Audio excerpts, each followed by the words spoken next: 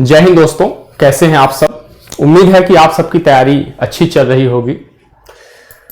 जैसा कि आप सब जानते हैं, आगामी महीनों में कई हिंदी भाषी राज्यों की लोक सेवा आयोगों की परीक्षाएं हैं, तो उस दृष्टि से भी करंट अफेयर का सेगमेंट बहुत महत्वपूर्ण हो जाता है, क्योंकि प्रत्येक परीक्षा में, चाहे वो कोई भी परीक्षा हो, करंट अफेयर का एक बड़ा हिस्सा उसमें शामिल होता है।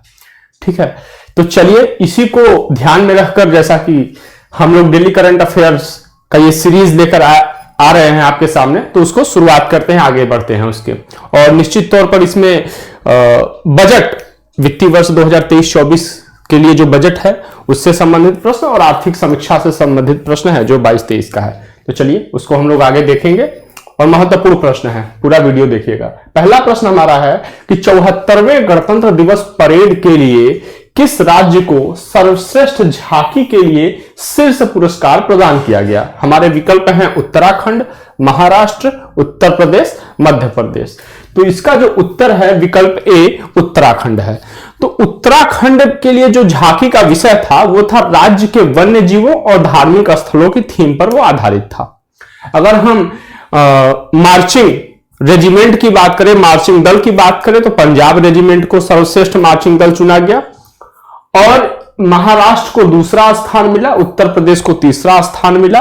उत्तर प्रदेश का जो थीम था अयोध्या दीपोत्सव था। ठीक है, चलिए आगे चलते हैं अगले प्रश्न की ओर। अगला हमारा प्रश्न है, हाल ही में किस राज्य सरकार द्वारा लाडली बहना योजना की शुरुआत करी गई। राजस्थान सरकार के द्वारा, मध्य प्रदेश सरकार के द्वारा, उत्तर प्रदेश सरकार के द्वारा, या छत्तीसगढ़ सरकार के द्वारा। तो इस प्रश्न का जो उत्तर है वह है ऑप्शन बी, मध्य प्रदेश सरकार के द्वारा। ठीक है, अब हम इसके बारे में थोड़ा देख लेते हैं। तो मध्य प्रदेश में जो मध्य प्रदेश की स्थायी निवासी महिला है, ठीक है, वो किसी भी जाति की हो, अगर वो महिला आयकर दाता नहीं है तो प्रत्येक महिला को क्या बोले 1000 रुपए पर मंथ प्रदान किए जाएंगे। ठीक है, और 5 सालों तक उनके खाते में इस तरीके से कितना डाला जाएगा, 60,000 रुपए की धनराशि डाली जाएगी। और सबसे मुख्य बात जो इसके लिए जरूरी है कि मध्य प्रदेश की निवासी होना अनिवार्य है। अगर हम मध्य प्रदेश की राजधानी की बात करें तो भोपाल है, मुख्यमंत्री शिवराज सिंह चौहान है। और मध्य प्रदेश की अगर हम लोकसभा सीटों की बात करें तो 29 लोकसभा सीट है, जबकि मध्य प्रदेश में 11 राज्यसभा सीट है। अगर हम कुछ राष्ट्रीय उद्यान की बात करें तो कान्हा टाइगर रिजर्व, बांधवगढ़ राष्ट्रीय उद्यान, पन्ना राष्ट्रीय उद्यान, ये सब वहां पे मध्य प्रदेश में प्रमुख राष्ट्रीय उद्यान है। ठीक है, अभी कुनोपालपुर हमने देखा ही था। खजुराहो महोत्सव, भगोरिया हाट फेस्टिवल, मड़ई महोत्सव वहां की प्रमुख त्योहार है। चलिए आगे चलते हैं अगले प्रश्न की ओर। अगला प्रश्न है, ग्लोबल जेंडर गैप इंडेक्स किस संस्था के द्वारा जारी किया जाता है। ठीक है, यह प्रश्न इसलिए महत्वपूर्ण रहा कि अभी इसी इंडेक्स के आधार पर भारत सरकार ने एक विश्लेषण प्रस्तुत किया है अपनी उपलब्धि के संदर्भ में, तो यह प्रश्न महत्वपूर्ण है। विकल्प है हमारा IMF मतलब अंतर्राष्ट्रीय मौद्रिक कोष, विश्व बैंक, विश्व आर्थिक मंच, या संयुक्त राष्ट्र पर्यावरण कार्यक्रम। अगर हम इस प्रश्न का उत्तर देखें तो इस प्रश्न का उत्तर है विश्व आर्थिक मंच, विकल्प सी हमारा सही है। अब देखिए इसके बारे में हम थोड़ा बात कर लेते हैं।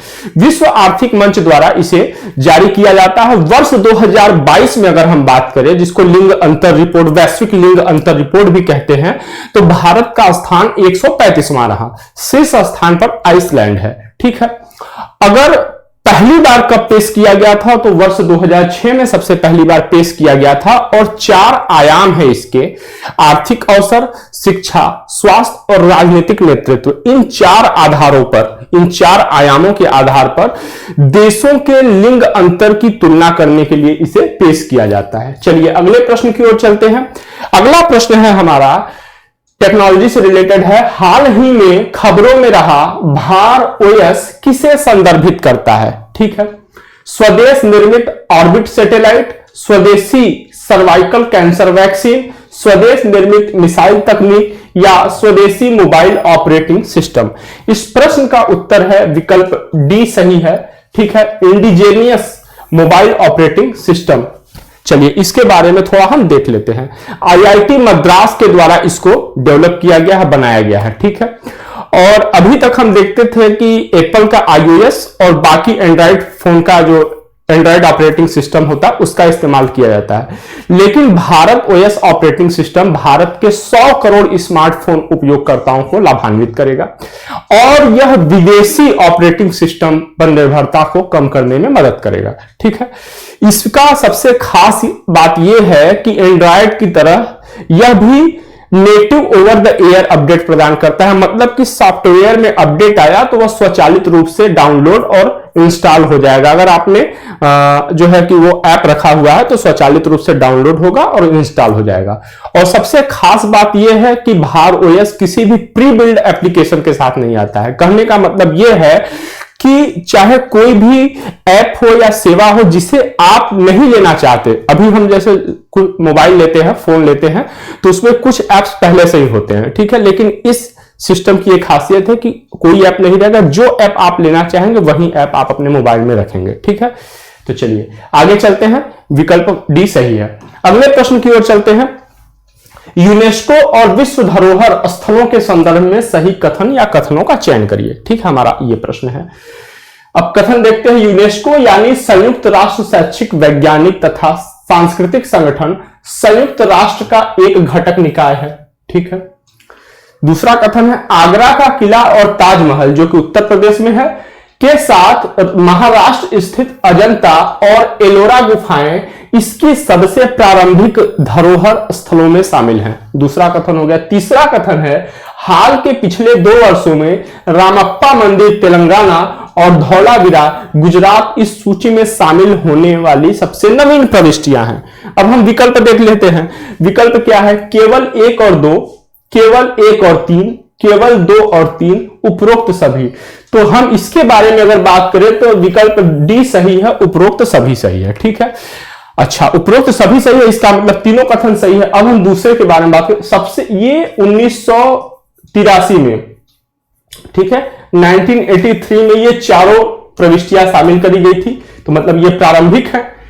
और पिछले 2 वर्षों में 2021 में रामप्पा मंदिर तेलंगाना का है वो शामिल किया गया था।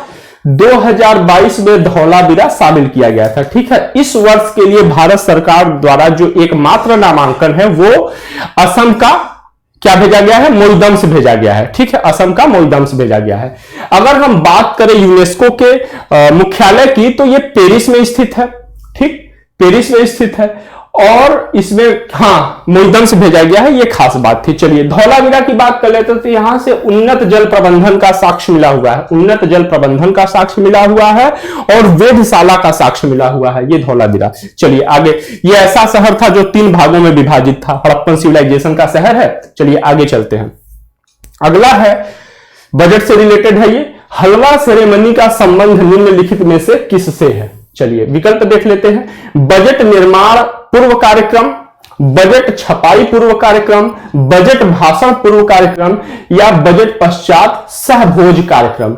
अगर हम इसके बारे में देखें, इस प्रश्न के उत्तर के बारे में, तो बजट छपाई पूर्व कार्यक्रम है। ये जब बजट तैयार हो जाता है तो बजट को छापने से पहले क्या होता है, मतलब कि छापने के लिए हरी झंडी दिखाई जाती है इसके अंतर्गत। तो ये क्या है? बजट छपाई पूर्व कार्यक्रम है। बजट तैयार होने के बाद ये होता है। चलिए अगले प्रश्न की ओर चलते हैं। अगला प्रश्न हमारा बजट से रिलेटेड है। जैसा कि मैंने बताया था कि बजट से संबंधित महत्वपूर्ण प्रश्न इसमें शामिल किए जाएंगे। ठीक है, तो वित्त वर्ष 2023-24 के लिए बजट सत्र के संबंध में घटनाओं का सही अनुक्रम चुने, सही क्रम चुने। ऐसे प्रश्न परीक्षाओं में पूछे गए हैं। ठीक है, राष्ट्रपति का संबोधन, धन्यवाद प्रस्ताव, आर्थिक सर्वेक्षण प्रस्तुति, लोकसभा में बजट प्रस्तुति, राज्यसभा पटल पर बजट पेश करना। यहां पे ये छूट गया है, बजट पेश करना। ठीक, चलिए अब हम देख लेते हैं क्या है। 3, 1, 2, 4, 5 विकल्प बी है। 1, 3, 4, 5, 2 विकल्प सी है। 1, 2, 3, 4, 5 विकल्प डी है। 3, 4, 5, 1, 2। तो अगर हम इसकी बात करें तो ये पूरी घटनाएं क्या होती हैं? क्रम में होती हैं। तो विकल्प सी सही है। 1, 2, 3, 4, 5। ठीक है, वित्तीय वर्ष की बात करें तो वित्तीय वर्ष 2023-24 के लिए जो संसद का बजट सत्र है वो 31 जनवरी से लेकर 6 अप्रैल तक चलेगा। 66 दिनों का यह सत्र है, 66 डेज का यह सत्र है और कुल 27 या 27 बैठकें होंगी इसके अंतर्गत। ठीक है, अब ये देखिए संयुक्त सत्र संबोधित करते हैं राष्ट्रपति महोदय, संसद का संयुक्त सत्र। ठीक, उसके बाद उनके अभिभाषण पर धन्यवाद प्रस्ताव आता है। उसके बाद वित्त मंत्री के द्वारा लोकसभा में आर्थिक सर्वेक्षण प्रस्तुत किया जाता है, फिर उसके बाद राज्यसभा के पटल पर उसको पेश किया जाता है और फिर उसके बाद क्या होता है, एक दिन बाद लोकसभा में बजट प्रस्तुत किया जाता है वित्त मंत्री के द्वारा और उसके बाद क्या है, राज्यसभा के पटल पर बजट पेश किया जाता है। ठीक है, पेश किया जाता है, इस पे कोई विचार विमर्श नहीं होता राज्यसभा में। ठीक है, मतलब बस पेश किया जाता है वहां पे। ठीक है, अगर हम बात करें कि निर्मला सीतारमण जी हमारी वित्त मंत्री है, ये इनका कौन सा बजट है प्रस्तुतिकरण के मामले में, तो ये 5वां बजट ये पेश करें, इससे भी रिलेटेड प्रश्न आएंगे। ठीक है, आगे आएंगे। चलिए ये हमने देख लिया। अगला प्रश्न है हमारा, भारत सरकार द्वारा पेपरलेस बजट प्रस्तुतिकरण की अवधारणा को कब स्वीकार किया गया था? अगर हम देखें तो वर्ष 2023-24, यहां पे फाइनेंशियल ईयर की बात हो रही है, वित्तीय वर्ष 2022-23, वित्तीय वर्ष 2021-22, उपरोक्त में से कोई नहीं। तो अगर हम पेपरलेस बजट की बात करें तो यह विकल्प सी सही है, वित्तीय वर्ष 2021-22 में इसे स्वीकार किया गया था और 2022-23 में दूसरी बार था, 2023-24 में यह तीसरी बार है। ठीक है, चलिए अगले प्रश्न की ओर चलते हैं। महत्वपूर्ण प्रश्न, सबसे महत्वपूर्ण प्रश्न हम ये कह सकते हैं। ठीक है, और वित्तीय वार्षिक विवरण, ठीक है, वार्षिक वित्तीय विवरण होगा, सॉरी ये गलती से हो गया है। ठीक है, टाइपिंग 2023-24 के संदर्भ में सही कथन का चयन करें। पहला कथन है कि अमृत काल हेतु सप्तर्षि के अंतर्गत 7 प्राथमिकताएं तय की गई हैं। ध्यान रखिएगा टर्म, बच्चों और किशोरों के लिए राष्ट्रीय डिजिटल पुस्तकालय की स्थापना की जाएगी। हरित विकास के लिए वैकल्पिक उर्वरकों के प्रयोग को बढ़ावा देने हेतु पीएम प्रणाम कार्यक्रम की शुरुआत की जाएगी। विकल्प देख लेते हैं, केवल 1 और 2, केवल 1 और 3, केवल 2 और 3, उपरोक्त सभी। तो इसमें अगर हम बात करें तो उपरोक्त सभी सही हैं। क्या है? उपरोक्त सभी सही हैं। ठीक है, चलिए आगे चलते हैं अगले प्रश्न की ओर।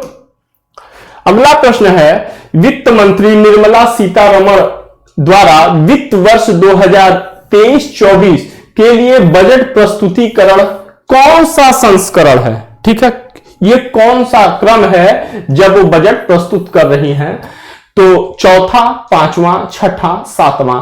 तो ये 5वां संस्करण है जब वित्त मंत्री निर्मला सीतारमण जी ये बजट पेश कर रही हैं।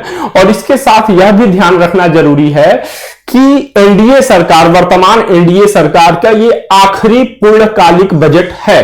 ठीक है, क्योंकि अगले 2024 में क्या है? आम चुनाव है। ठीक है, चलिए ये महत्वपूर्ण 10 प्रश्न थे हमारे और कुछ नए महत्वपूर्ण प्रश्नों के साथ हम कल आपके सामने फिर आएंगे। तब तक के लिए आप अपनी अच्छे से तैयारी करते रहिए। कल भी हम आर्थिक सर्वेक्षण और बजट से संबंधित जो भी महत्वपूर्ण प्रश्न होंगे उनको हम कई दिनों में शामिल करते हुए उनको हम पूरा करा देंगे, क्योंकि बाकी भी महत्वपूर्ण घटनाएं होती हैं, इसलिए केवल बजट को ही पूरी तरीके से शामिल नहीं किया जा सकता। ठीक है, तो चलिए फिर कल मिलते हैं। तब तक के लिए जय हिंद, जय भारत।